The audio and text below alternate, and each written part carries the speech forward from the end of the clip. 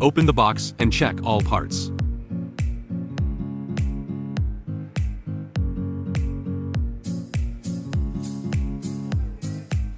Step 1. Open the main unit. Step 2. Install the tube decorative cover. Step 3. Install the front wheel. Install the front wheels at A and B.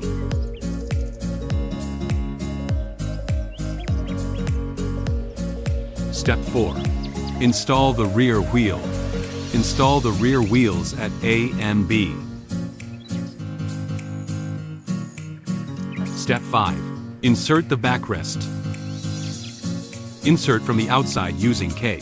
Insert the L from the inside and align it with the K. Use M to tighten the K on the outside. Install the right backrest in the same as above. Step 6. Insert handle. Insert handle into the holes.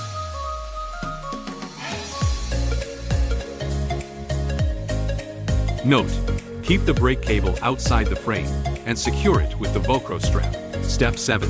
Install the storage bag. Lift the cushion and snap the storage pouch onto the frame. Bake. Squeeze the brakes to slow down. Lock. Push down the brake to lock the walker.